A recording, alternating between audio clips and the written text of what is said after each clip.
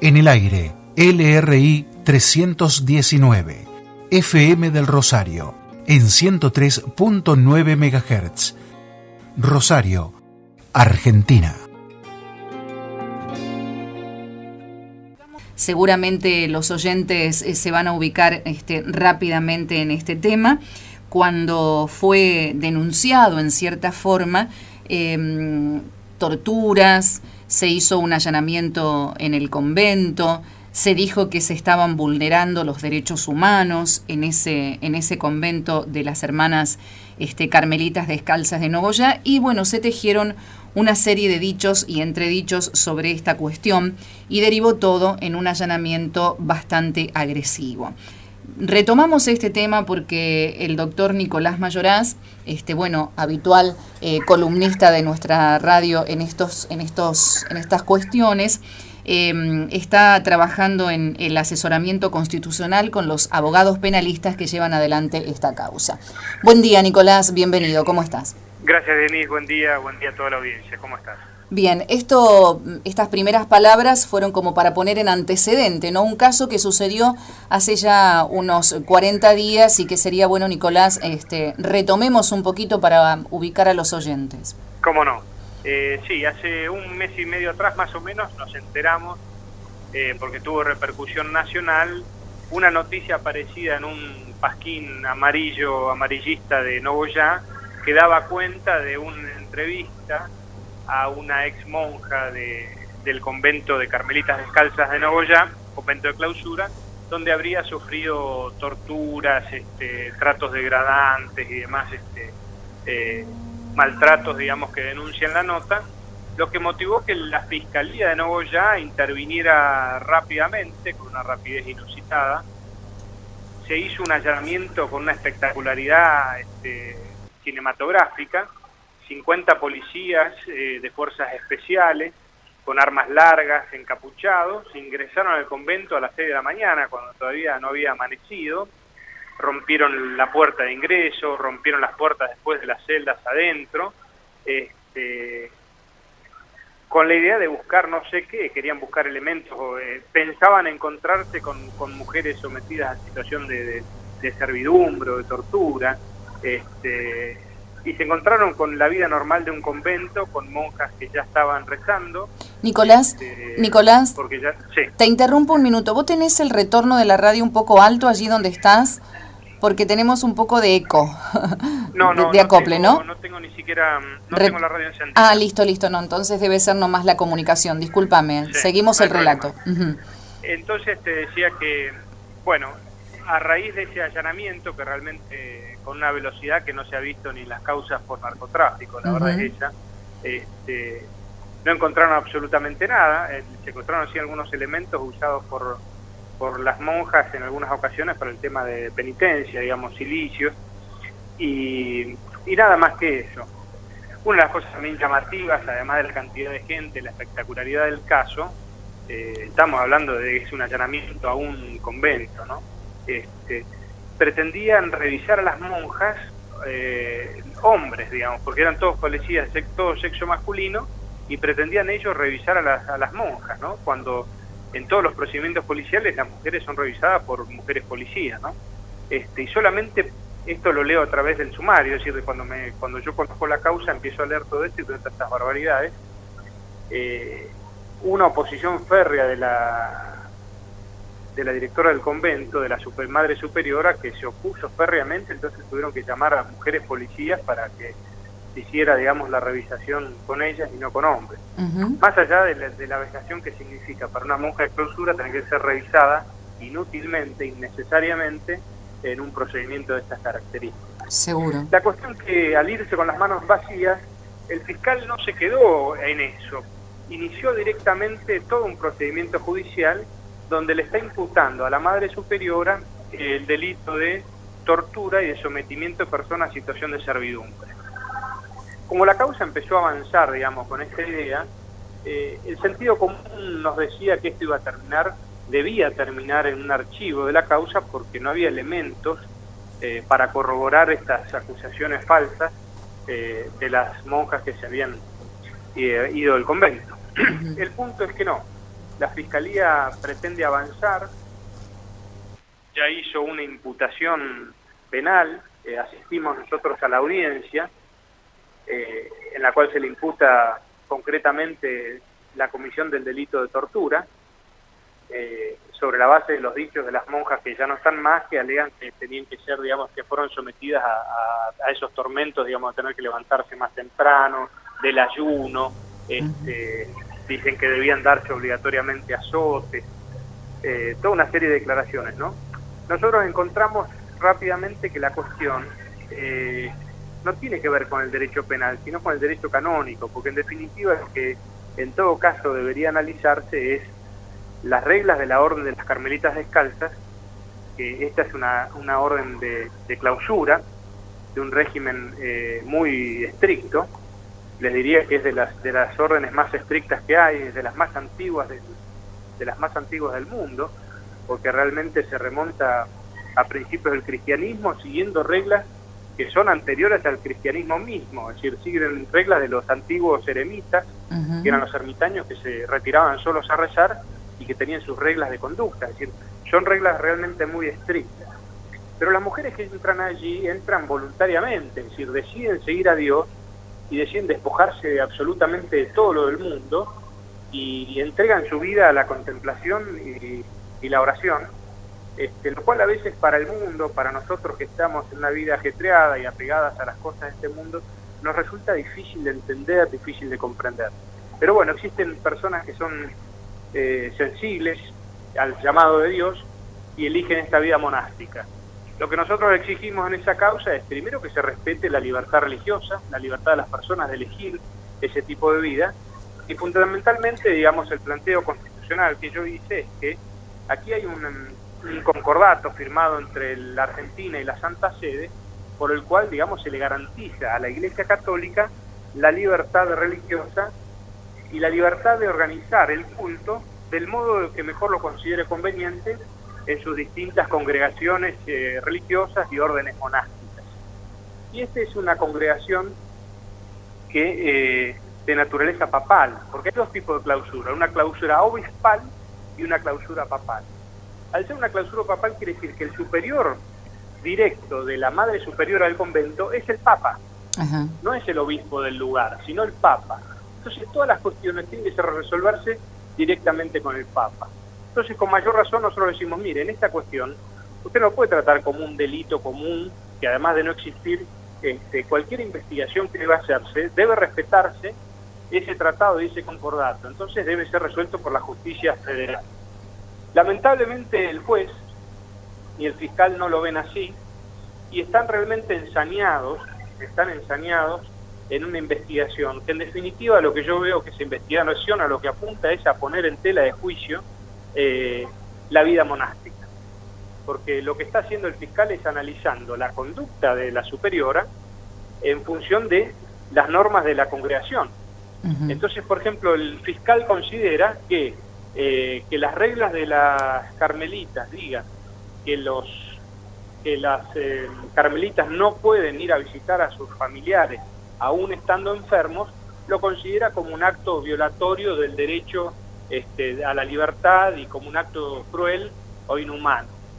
Un verdadero disparate, porque insisto, si se está tratando de juzgar desde una perspectiva natural y jurídica, digamos, que no tiene nada que ver en el caso, que debe analizarse realmente desde el derecho canónico, y además respetando siempre la libertad religiosa. El que eligió renunciar a la vida que llevaba, renunció a su familia, renunció a sus padres, y aunque nos suene duro, hay personas que lo hacen porque realmente sienten esa fuerte vocación, ¿no?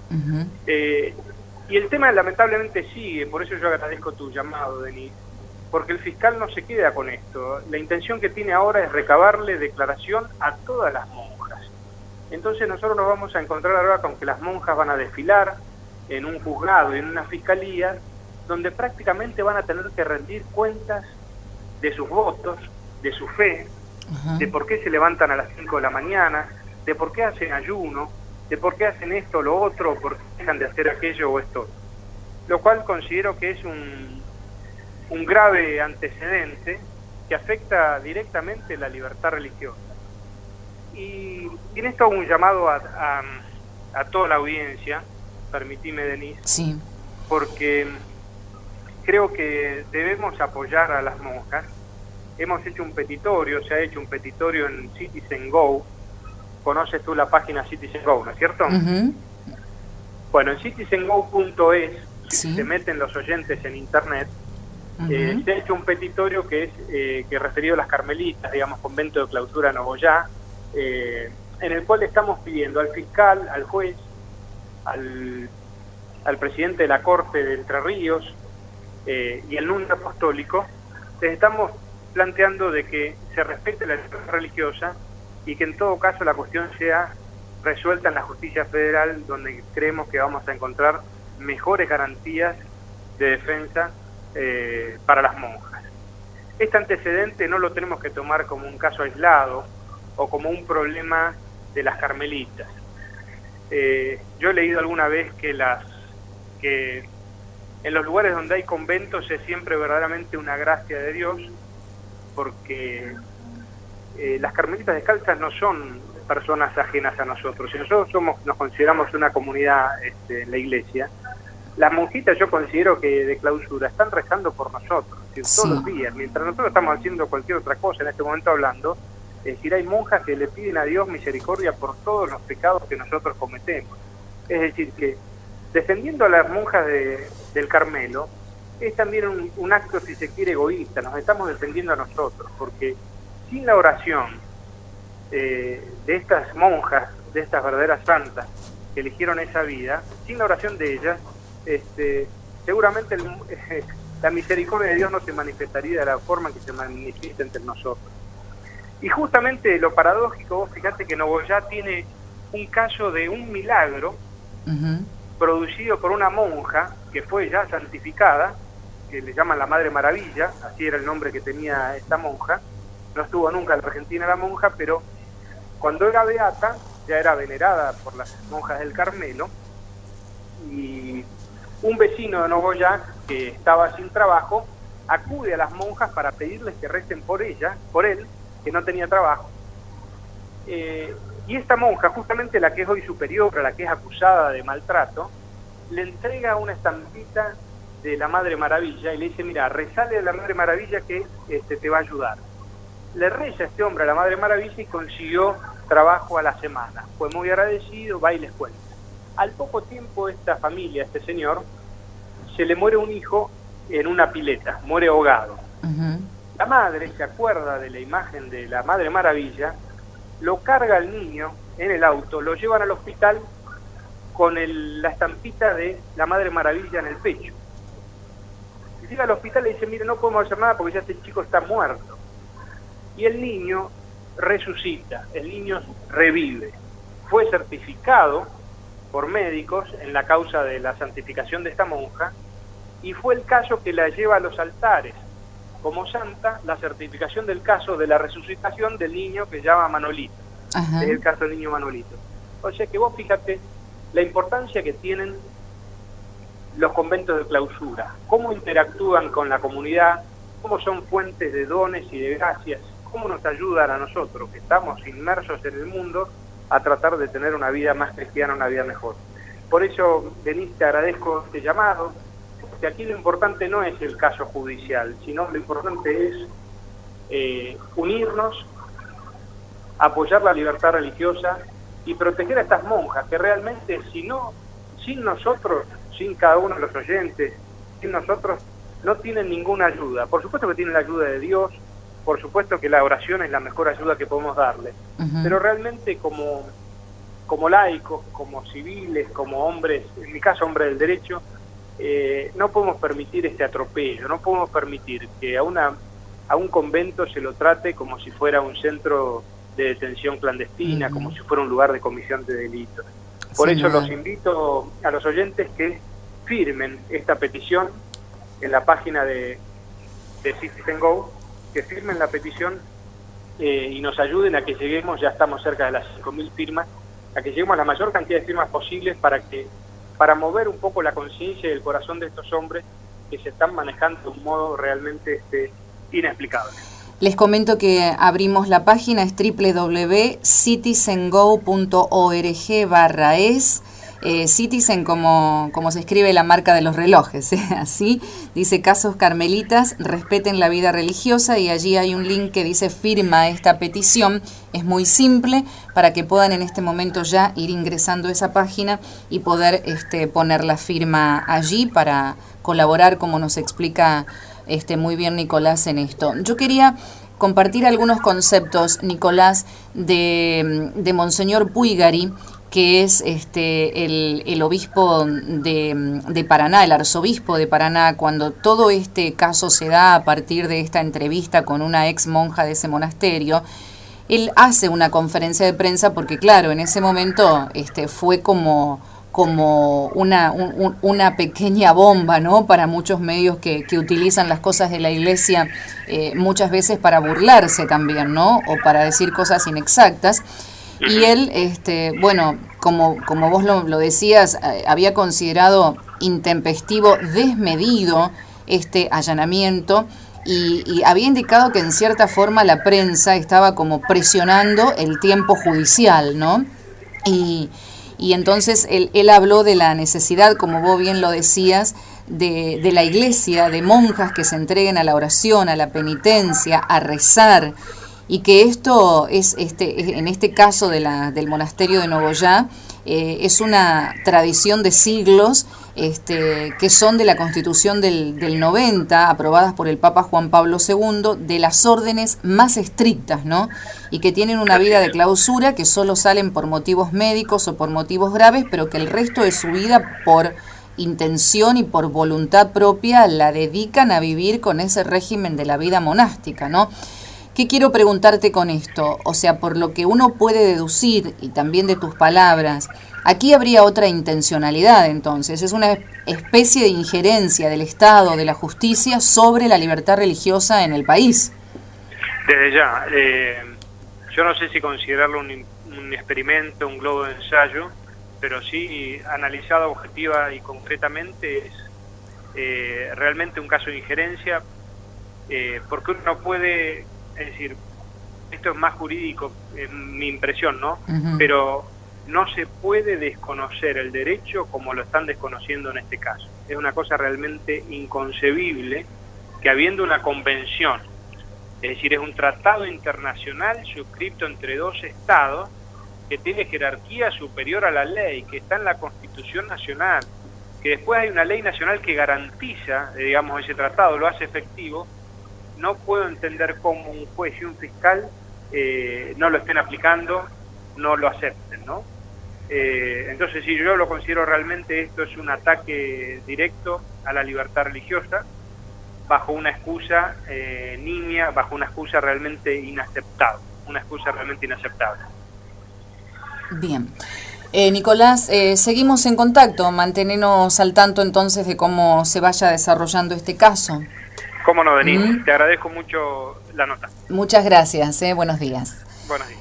Conversamos con el doctor Nicolás Mayoraz, que, como decíamos, está asesorando desde el punto de vista constitucional a los abogados penales que siguen este caso en la justicia de la existencia para la justicia de torturas en este convento de las Carmelitas Descalza de Nogoyá, contraponiendo, ¿no?, a lo que es el estilo de vida de libre elección de las monjas que allí están. Seguimos conectados con Denis en 103.9 y en internet www.radiodelrosario.com.